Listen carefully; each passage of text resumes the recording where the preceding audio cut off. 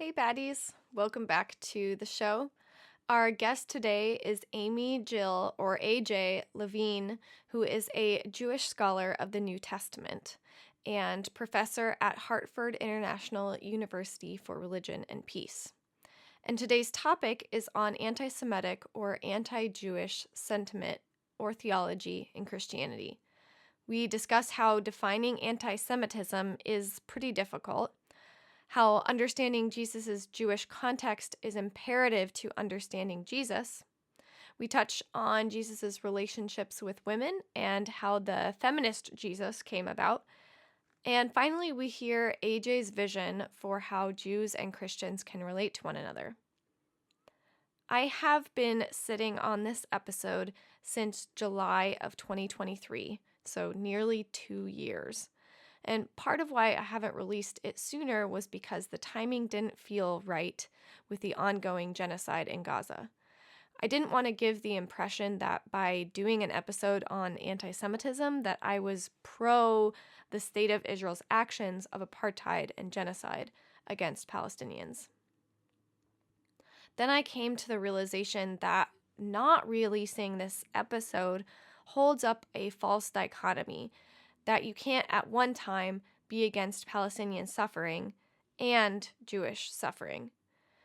Ironically, there is a lot of Zionist rhetoric in fundamentalist Christianity that operates right alongside anti-Semitic theology. And as Christians, not just fundamentalist Christians, it is important to take a look at how the way we talk about Jesus is implicitly or explicitly anti-Jewish. AJ talks about how simply naming Jesus and his actions as radical can be problematic. If you are looking for a Palestinian voice on the podcast, in the upcoming season 4, you will get to hear a profound conversation that I had with Isa Amro, who is a Palestinian Muslim working for nonviolent action and protest against the Israeli military and settlers. And he is a 2025 Nobel Peace Prize nominee. I have one more episode to release in season 3, and then I will begin releasing season 4 episodes. Thank you, as always, for your support and your excitement for this podcast. If you haven't yet, go subscribe to the podcast YouTube channel. You can just go to YouTube and type in Call to Be Bad. It should come right up. And even if you don't watch the podcast on YouTube, just subscribing helps the podcast out a lot. All right, baddies, until next time. I would like to see Christians and Jews having a conversation about how we can stop hurting each other. What are those passages that are being read from the Christian Bible or interpreted in a particular way from the Christian Bible that wind up maligning who I am? Okay. 1, 2, ready, go. Welcome to the Called to Be Bad podcast. My name is Mariah Martin, and I feel called to be bad. It turns out I'm not the only one. Join us as we dig into all things bad, scandalous, deviant, you know, the stuff that makes good church folks squirm in the sanctuary. Why? Well, because sometimes the scandalous is spiritual, deviant is divine, and bad is beautiful. Say yes to the call, and let's see what holy trouble we get into today. Hello, AJ. It's nice to see you. Good morning. Good morning. Welcome to the Called to Be Bad podcast. So everyone, this is AmyJill Levine, or AJ. So I'm so glad to have you on, AJ. And so we are going to talk about anti-Semitism, anti-Jew sentiments, theology, practices within Christianity. But before we get into that, AJ, I'm curious what you are drinking this morning. I wish I had something like really exotic. I don't. I'm drinking a cup of decaf. That's about my speed. I have 2 cups of caffeinated coffee first thing in the morning, and then it's decaf the rest of the day. So Okay. this is decaf. This is an old copy. This is an old mug from the press, Westminster John Knox. From I don't know where I got this. Must have been some conference or something. But it's got a woman's scribe on the front, so I thought, that's one of my favorite cups. Can you hold it up to the camera so we can see it a little Yeah, I bit? can. It's been through the dishwasher so many times. And the Yeah. back is, so you can see, American Academy of Religion, Society of Biblical Literature, which meant that I went to the book display and picked up the free cup. Oh, yes. I love a good free mug. Yeah, no, I feel bad whenever I tell people to bring a drink on. I think that they immediately think I mean alcohol, and so sometimes I need to just like say it can be whatever kind of drink. It can be boring, it can be spicy, whatever you would like on at 11 a.m. Eastern Standard Time. Yeah. But yes, I also have coffee and I have it in this little, it's like, I guess it would be like a teacup probably. Um, and so it's going to be extra strong because I didn't have much room to add more water. So that hopefully I'll be extra spicy or caffeinated or my brain will be on. And this mug, I'm running out of mugs to bring on the on the show. Not that it has to be new ones, but this is one I haven't brought on before, and it's from a plate set that I got from my mom's friend who lived in Australia. So this is like kind of from Australia, so that's kind of cool. Uh, so yes, and I am drinking coffee. Okay, so feel like I need to do like some stretches or something before we get into this conversation. Yeah, normally on the podcast we start with definitions, and as I was prepping for this conversation, I was reading your book, and there was like an entire chapter about how defining particularly biblical texts as anti-Semitic or anti-Jewish is extremely difficult. And I was like, man, maybe this isn't even the right question to ask. But if it is helpful, could you define how you use the terms anti-Semitic or anti-Jewish? But I guess I meant to, before this, like clarify about the whole bad thing. Should we do that first? And Yeah, then let's do that first. Okay. So this is good that you brought this up because there's been several people who have kind of pushed back against the name called to be bad. And so I want to do like a little mini video or podcast episode going more in depth about how I got that name and why I chose it. But for the sake of this episode, I want to make it very clear that fighting against anti-Semitism and anti-Jewish theology and behavior and violence is not a bad thing. That is a very good thing. And part of what I want to do on this podcast is highlight how there have been so many behaviors, theologies, topics that we have labeled as bad that are not actually harming people, so that when we talk about the really bad, we can claim it as such and make it very clear that we are not talking about getting a tattoo here, which some Christians would say is bad. We are talking about real harm and real violence, and called to be bad is my way of saying I want to talk about topics that are difficult, and I want to examine why we label certain things bad or good. Would you like to add anything to that? Just that getting an invitation on a podcast that's called Call to Be Bad, I thought, no, because I wasn't called to be bad. I might have been called to question, which I think is a good thing. I might have been called to push back on readings that I find to be harmful or to inculcate some sort of prejudice. Well, so I pushed back on you and said, wait, what? What does this mean? So thank you for explaining. I'm not happy with your title, but I get what you want to do. And that's fair, because I'm not going to be happy with everything. But as long as I get an explanation, okay, now I know what I'm doing. So when it comes to all this definitional stuff, first of all, it's boring.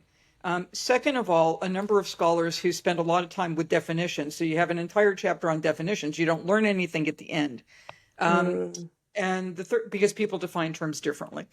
And the third point is, so often when people start talking about what constitutes sexism or what constitutes anti-Semitism or whatever, They so narrowly define the term that whatever they say winds up falling out of that category, and therefore they give themselves permission to say all sorts of really quite hateful things, with responses being, "Oh, you're taking this, too literally," or "I wasn't being serious," or "I wasn't referring to all Jews," or "I wasn't referring to all women," and so on.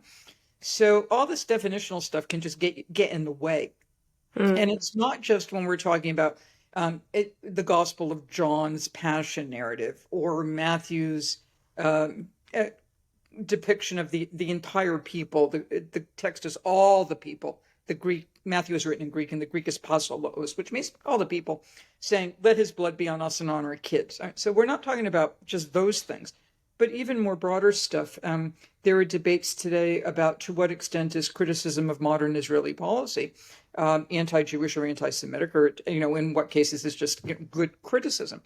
So we've even seen questions of how is it anti-Jewish, is it anti-Semitic, how that plays out in contemporary discourse as well. So my general sense is all this definitional stuff, which I've worked on for maybe 40 years, hasn't really helped very much.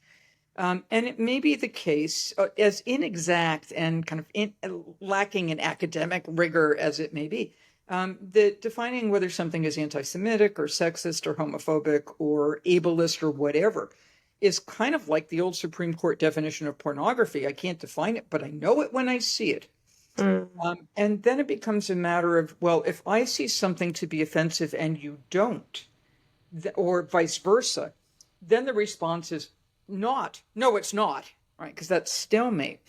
But rather in the sense of recognizing that we're trying to live together as some sort of human family, to say, show me how you see this to be bigoted. Help me see through your eyes. Help me hear through your ears. So I find that to be a more helpful approach than, is it or isn't it? Because if I say the New Testament's anti-Semitic and you say it's not, then we've got stalemate and nothing gets done. Right? So let's look at some of these passages, see how they strike me as at least problematic. Certainly look at how the reception history, and then to me, there's no question, the reception history in a number of cases, just plain anti-Semitism, show how the reception history works, and then try to work with those biblical passages so that when they're preached or when they're taught, they don't lead people in the classroom or people in the church to hate Jews. Yeah.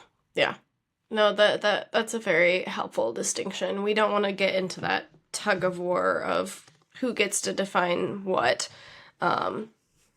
because the ultimate goal is what you're saying is moving past that and saying, okay, how do you see that as problematic? How is that harmful? How is that hurting you? Yeah, that's helpful. We might think about it in terms of contemporary conversations about racism.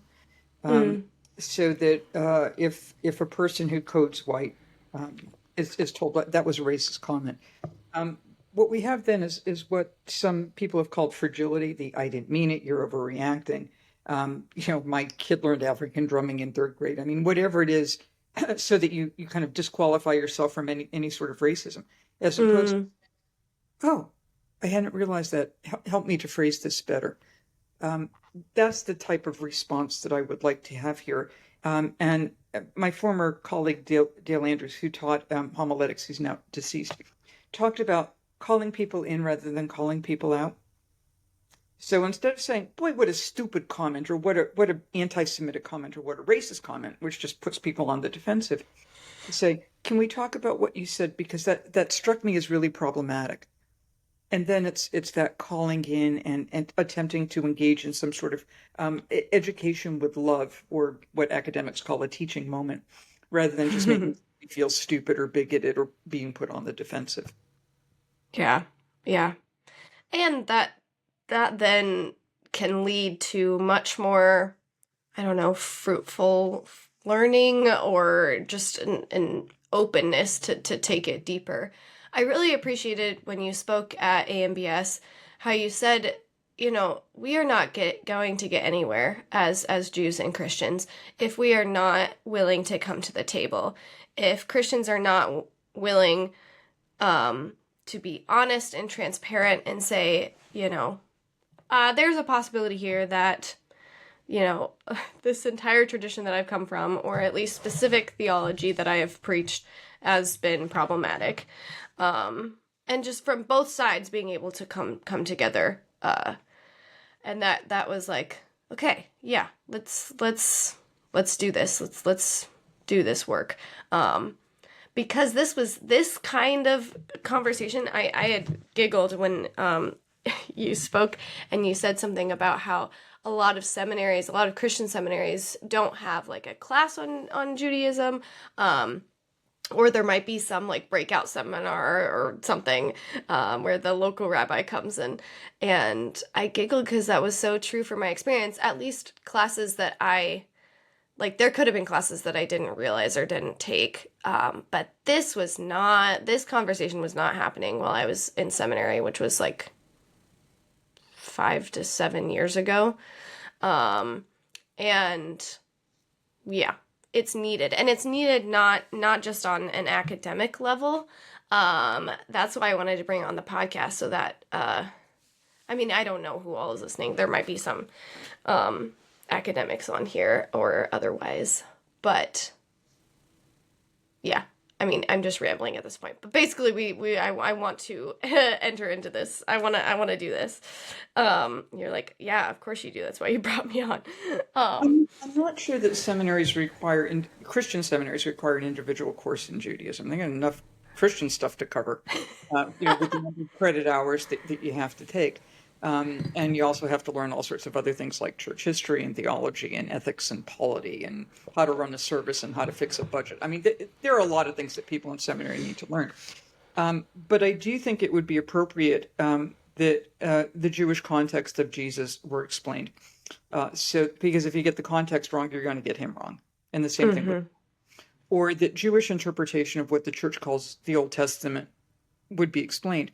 Because so many pastors coming out of these, Old Testament in the fall, New Testament in the spring, get the idea that Judaism equals the Old Testament, and then Jesus somehow advances on it without recognizing the ongoing Jewish interpretation of this material. That's the sort of thing that gets you. Jews do an eye for an eye, and Christians do turn the other cheek, and Jews don't do an eye for an eye, and as far as I know, we never did. And that's where rabbinic interpretation becomes really, really helpful. So rather than a separate course, build in that type of instruction into the courses that are already being taught so that the pastor in training or the minister in training doesn't miscue. And we don't wind up with this very, very common situation, particularly in Bible studies in churches of here's how bad Judaism was and look at how Jesus improves on it. So Jesus becomes the only Jew who cares about things like women's rights and healthcare. We can do better than that.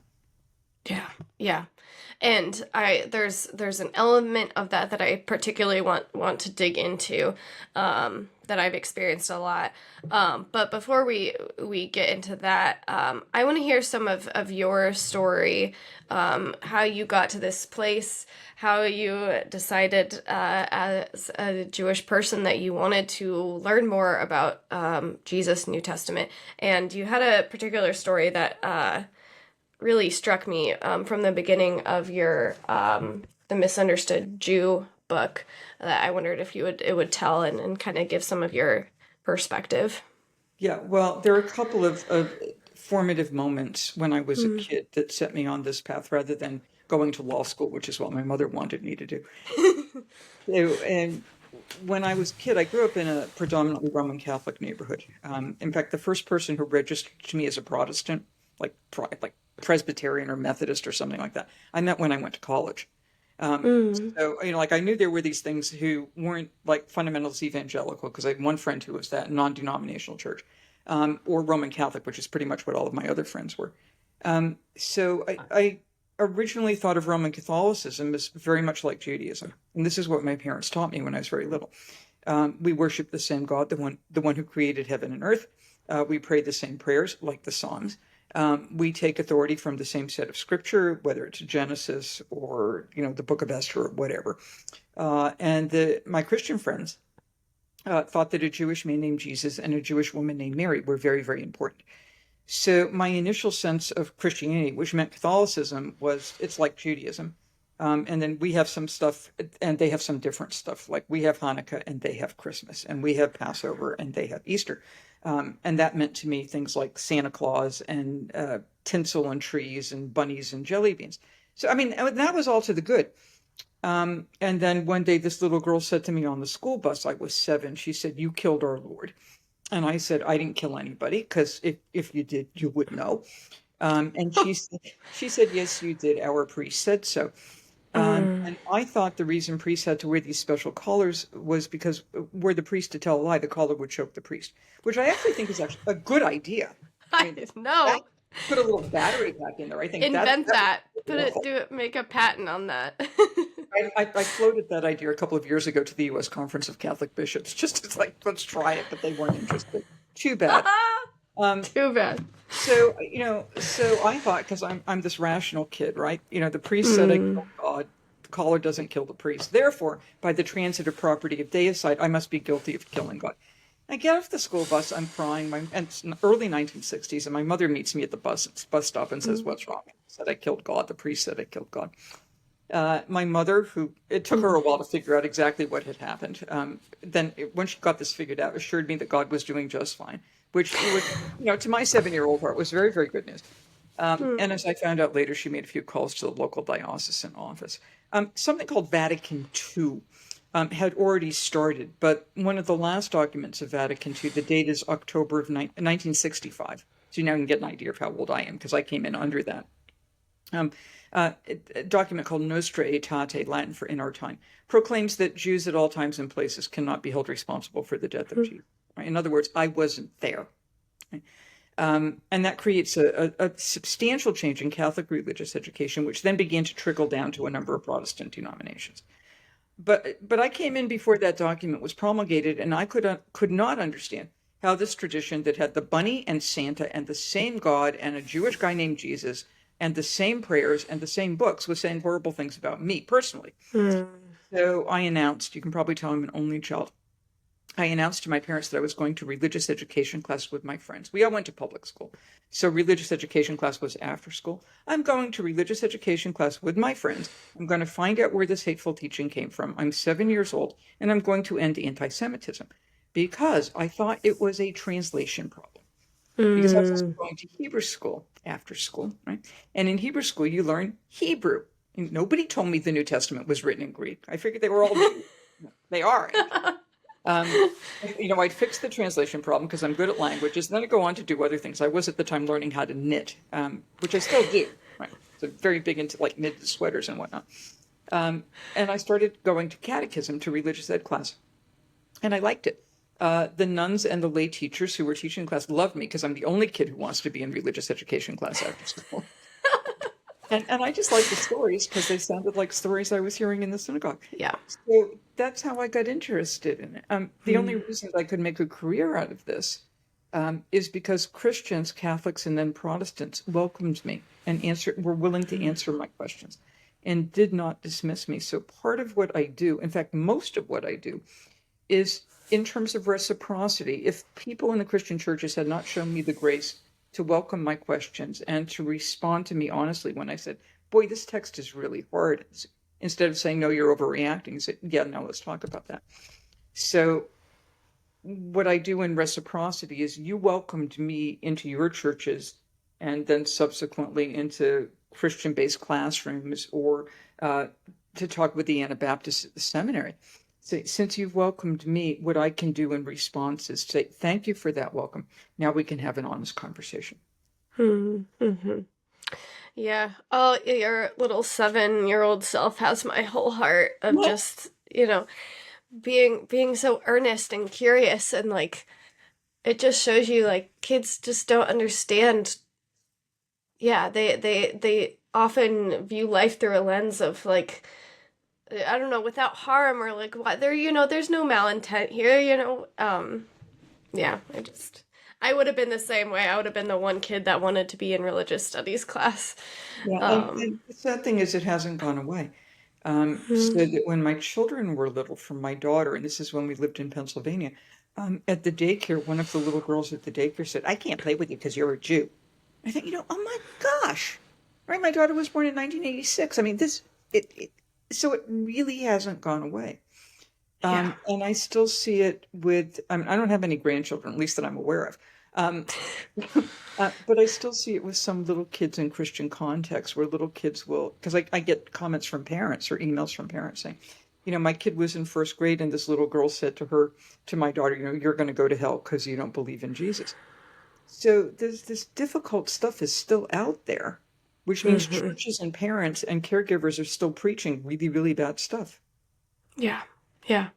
I remember explicit messaging from my dad was the pastor at my church, and I remember him talking very highly of Judaism and that Jesus was Jewish. And I remember actually I went to a Lutheran youth group, and I remember the pastor asking us, was Jesus Christian? And all of us were like, yes, of course Jesus was Christian. And he was like, Jesus was not Christian. And we were like, what? Like it just like blew our little minds. And so there was generally like explicit positive messaging, but like thinking back, I think there was a lot of what you were saying about like making Jesus look good inadvertently, or, what's the opposite of inadvertently? Like, yeah, it made Judaism look bad. Especially the kind of Jesus as this, as a special Jew. Jesus was not like the other Jews. And Right. like you were saying, like... So if you say Jesus is Jewish, that's true. But then what's the content? Right? It's like saying somebody is an American or somebody is Kenyan or somebody is Mexican. What's the content of that term? Are we talking about some sort of racial identification? Are we talking about a particular set of beliefs? Are we talking about a particular set of practices? And at that point, little kids learn Jesus is Jewish. That's great. But they have no idea what that means. Any more than little kids very often have any clue. What does it mean to be a Mennonite? What does it mean to be a Presbyterian? What does it mean to be a Roman Catholic? What's the difference? So I'm glad that they know that Jesus was a Jew. Terrific. So what? And then it's a matter of moving on. Yeah. I think if I'm remembering rightly, the emphasis was that Jesus was formed and shaped by studying the Torah, like that he was steeped in the scriptures, and that shaped who he was as a person. That's what I remember, and I'm sure there was a lot more, but that was kind of the grasp that I got. I don't know, from that youth group session or what, but yeah, there was a lot of kind of the exceptional Jesus that I mean, like, I think you said at one point, we don't have to question whether it was like a patriarchal society, but that doesn't mean that Jesus was the only one that treated women well, or that Jesus wasn't the only one preaching. Like, I come from like a peace tradition, and so it's like, oh, Jesus was like pacifist, or at least like fought against, or just like had non-violent, non-resistant beliefs or whatever. And it's those elements of how we lift up Jesus as kind of this like social justice guru guy that I think we're missing the mark. Well, you're missing all the other peace-based revolutionary movements that exist within Judaism, including the time of Jesus, to which, by the way, John the Baptist would have been one. The people. Wait, can you say that again? Sorry, I. Sure, John the Baptist would have been one. John the Baptist is not leading to, let's take up arms and go attack Herod Antipas. No, he's doing it rhetorically, and Herod engages in a type of strike against him, lest he, according to Josephus, our first century Jewish historian, lead the people into some sort of revolt. So Herod has a preemptive strike against John and beheads him. The Jews who engaged in what, as far as I can tell, is the first sit-down strike in history to prevent the Caligula statue being erected into the temple. I mean, that's part of a peace tradition. I mean, it's long within the Jewish tradition, and Jesus is part of it, rather than he's the one who invented this sort of turn the other cheek. When Jesus says, you have heard it said an eye for an eye, but I say to you, if somebody slaps you, turn the other cheek. what he's doing is not going against a sense of responsibility. He's changing the subject. There's a huge difference between losing an eye and getting a backhanded slap. Yeah, I appreciate it, and I think I learned from you. I think that from the day that you came to AMBS that Jesus was actually like it was not an antithesis, as in he wasn't like disagreeing with the law. He was actually kind of what you were saying, putting fences around the law. It was a kind of more conservative take. He was like narrowing and making it harder. Am I saying that? I'm not sure it's more conservative. Conservative depends upon which law we're talking about at which time. Oh, okay. He's certainly conservative on divorce, like, as in don't do it. But the section in the Sermon on the Mount that's it's traditionally called in Christian settings the antitheses, right? So the Beatitudes, the blessed are, and then you have the antitheses. Now, an antithesis is an opposite. An antithesis would be, you have heard it said, do not murder, but I say to you, lock and load and take out as many as you can. That's an antithesis. What Jesus does is what Rabbinic Judaism calls building a fence about the law. So what's that? It means you make a second law to make sure you don't violate the first one. So you're protecting. So Jesus says, you've heard it said, don't murder. I say to you, don't be angry. That's the fence. Because if you're not angry, you're less likely to murder. Jesus says, you have heard it said, don't commit adultery. I say to you, don't think about it. That's the fence. If you don't think about it, if you don't plan to do it, you're much less likely to do it. So in that sense, he's making the law more expansive or more strict, rather than saying, forget about Torah. To the contrary, he's living into Torah rather than doing away with it, which is in fact what he says right before this in the Sermon on the Mount, where he says, don't think that I've come to do away with law. I haven't come to abolish, but to fulfill. And fulfill has a sense of topping off. Right? How much better can we do this? Yeah. I mean, it makes so much sense that Jesus was formed and shaped by his particular tradition. And I wonder if it's this idea of Jesus as God, that he was kind of dropped from this sky as this exceptional human being / divine person, that he had like all the knowledge, and like I wonder if that's where we kind of carve him off from his culture and roots and tradition.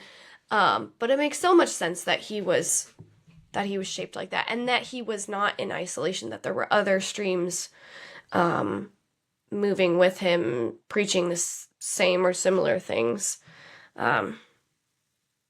Yeah, why does that feel like such a revelation to?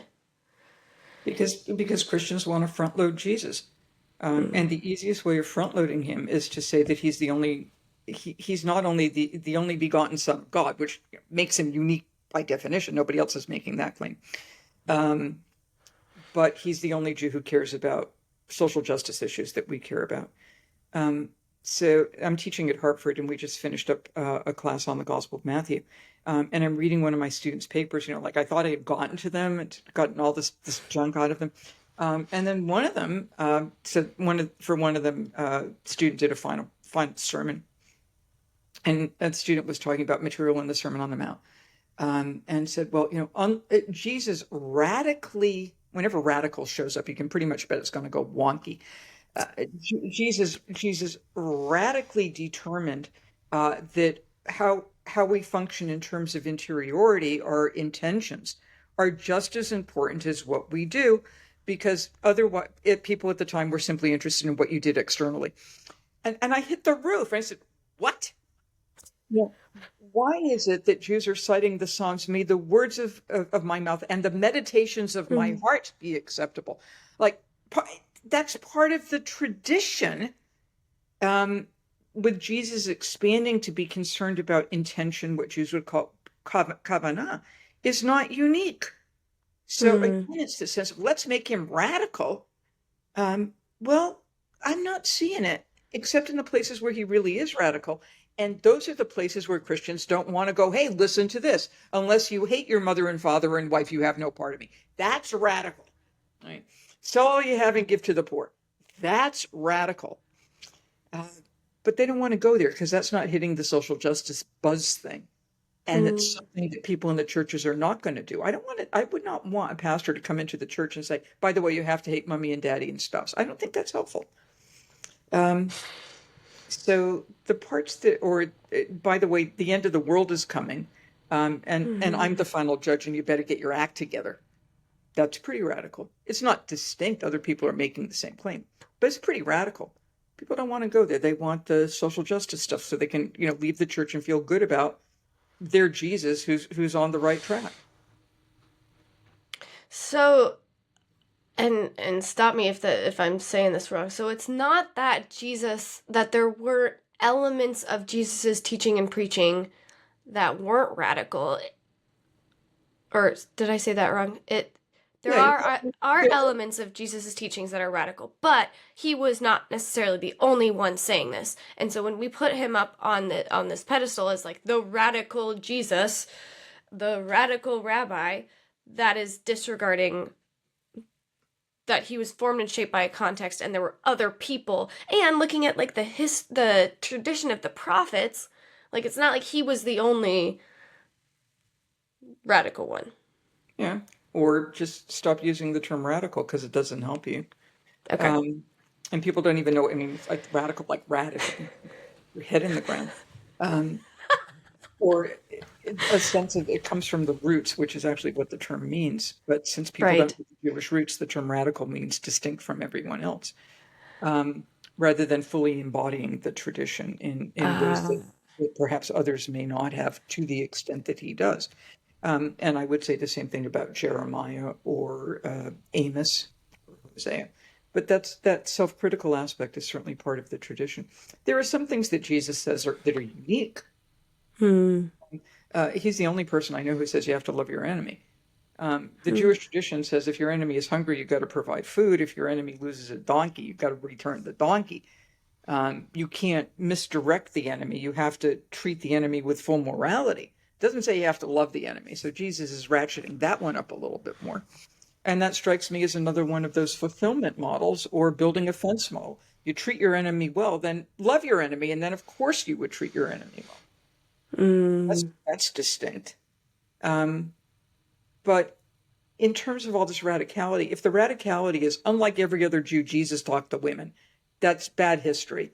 If the radicality is unlike every other Jew, Jesus sought to decouple illness or lacking physical ability with sin. Well, that's not true either.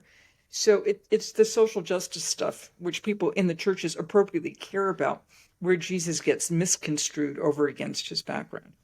I think Jesus is fabulous. I really do.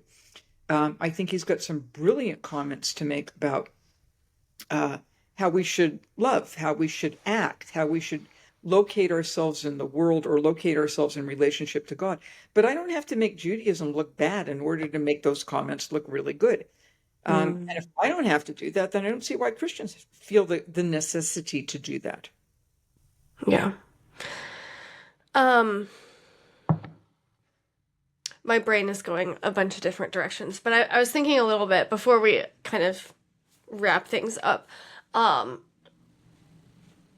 Would it be fair to say that Jesus, like I'm thinking of books on my bookshelf that talk about Jesus as a feminist, or Jesus relating to women in Radical particularly in radical ways. Yes, exactly.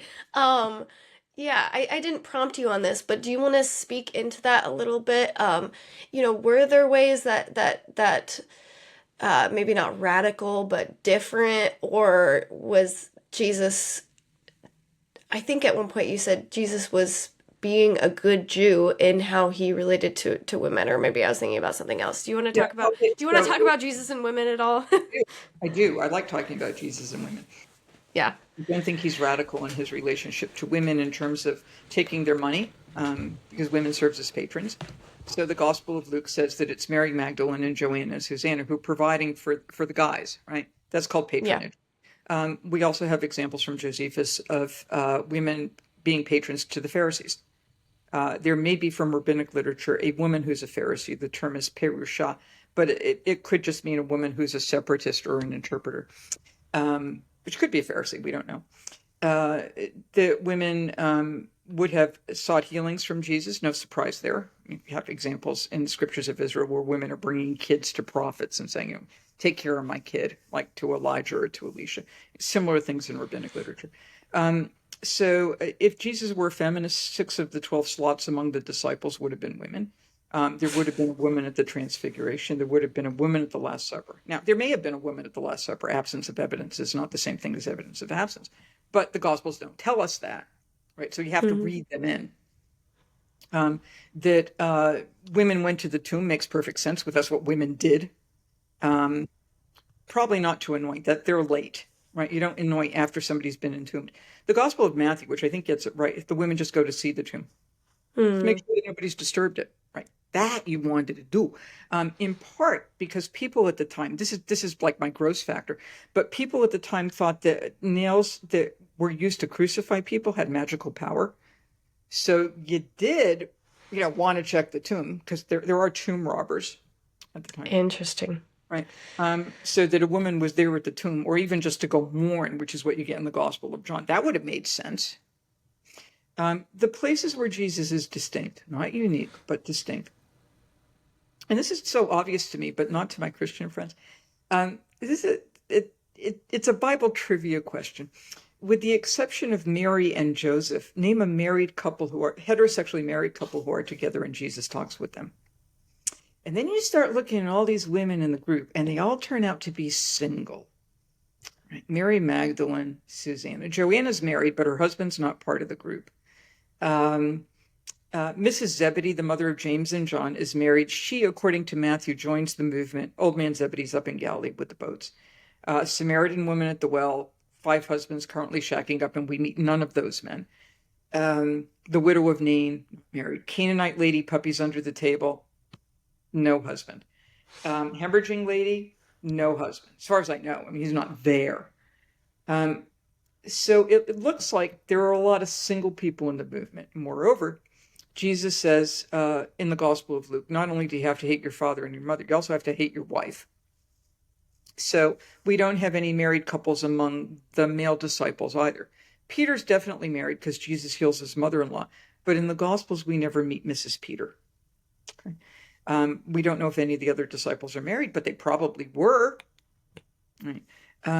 So I think Jesus had a special appeal to women who were not part of marital situations. So widows, people who were divorced, people who were never married. And unlike most Jews at the time, but not all, I think the people around him and he himself are celibate. He talks about, the days are coming when we will neither marry nor be given in marriage. That's the gender role. Men marry, women are given in marriage. But we will be like the angels in heaven. And I think what he's doing is helping his followers to have one foot in that kingdom of heaven already, which means there's no hanky-panky going on in this movement. They're all celibate. And Jesus is never accused of any sort of hanky-panky. He's accused of being a glutton and a drunkard and being possessed by demons. But nobody ever says he's sleeping around. I think everybody knew this was a celibate movement, and that it wasn't completely anomalous. You've got it at Qumran among the Dead Sea Scrolls. You've got it in Egypt according to the first century Jewish philosopher Philo, who talks about a group of men. They look like Jewish Shakers, men and women living celibately in adjoining dormitories who come together for antiphonal singing, prayer, and meals. I think he's a celibate. That's distinct. Why am I slightly disappointed? Because I thought you... I can also tell you where Jesus the feminist came from, because you can track it.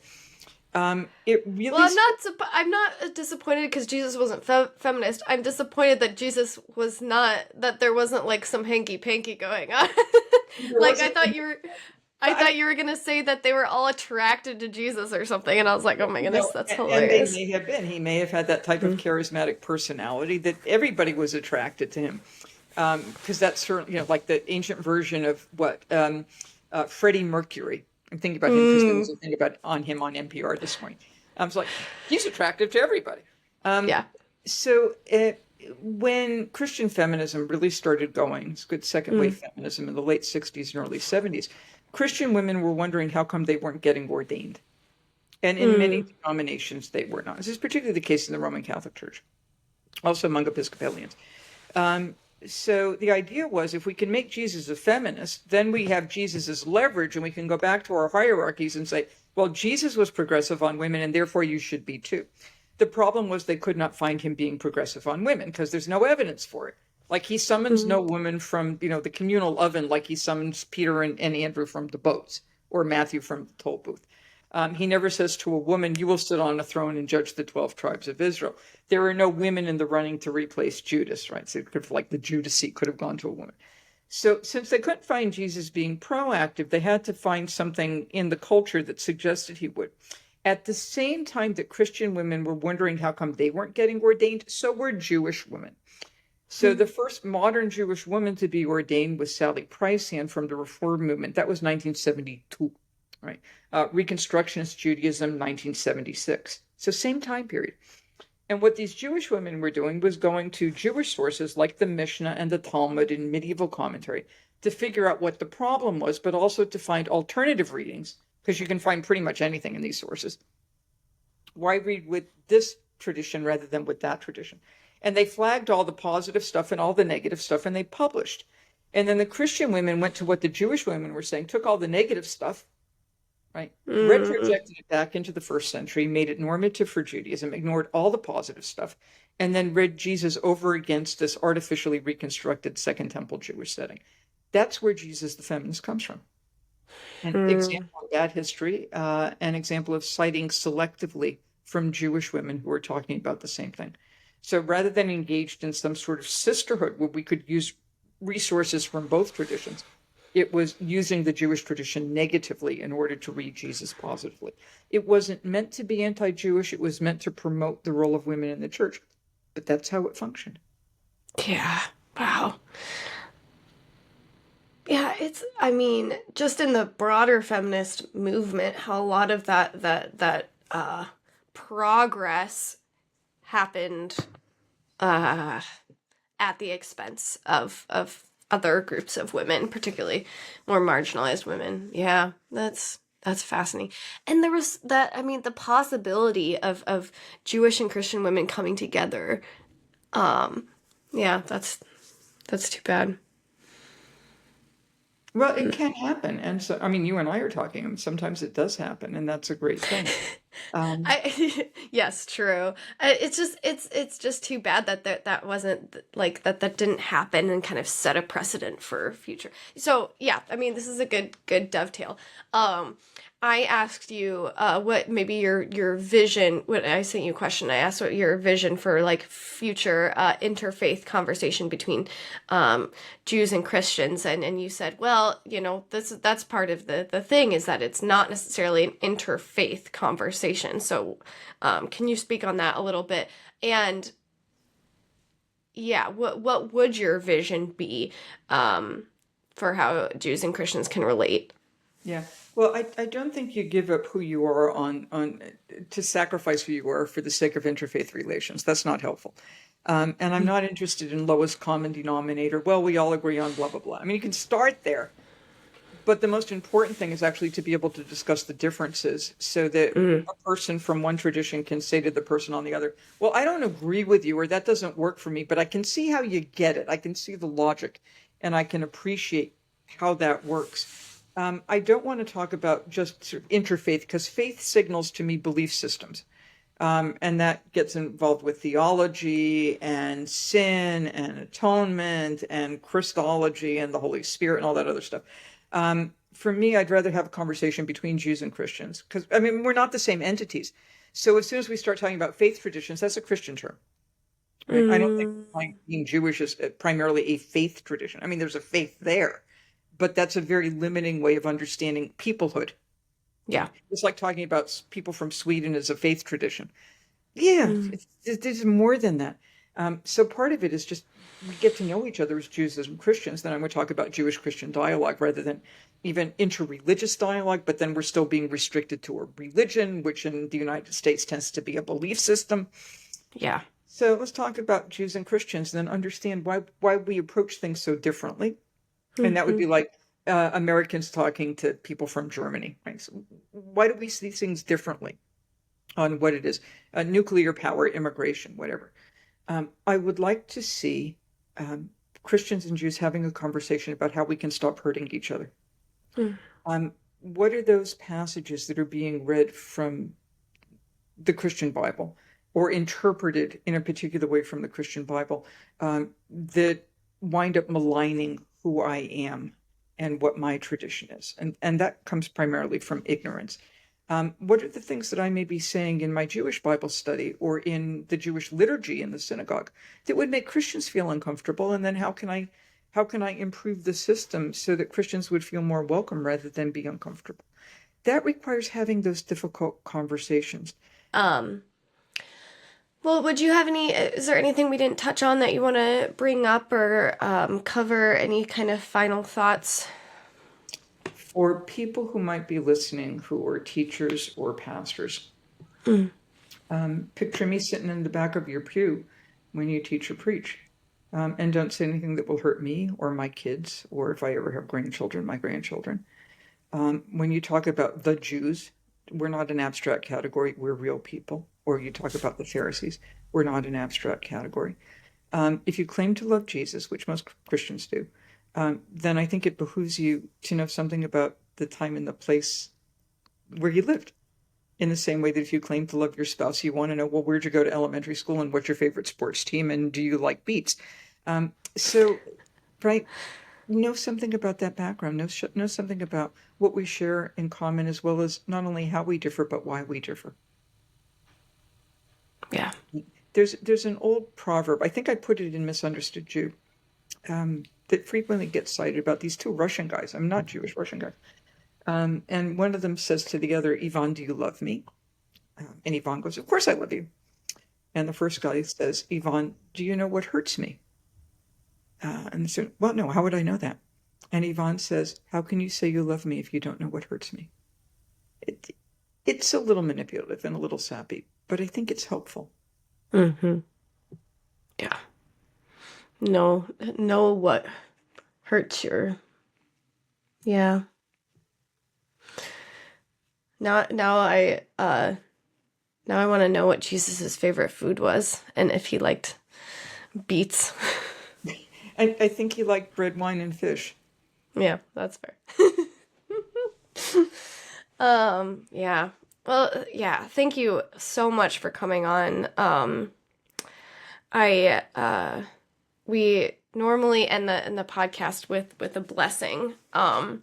So would it be okay, AJ, if I bless you and all our fellow listeners and viewers of the podcast? Oh, sure. It might help, couldn't hurt. Might help, couldn't hurt. Yes, that's great.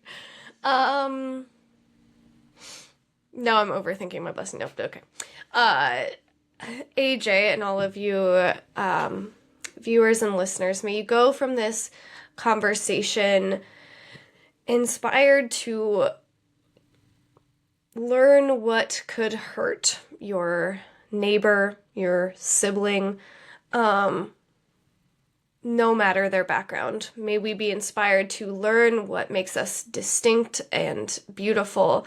May we contextualize and forever want to learn more about the Bible, about one another, about our traditions, our past. And may we find courage in having the hard conversations. Yeah.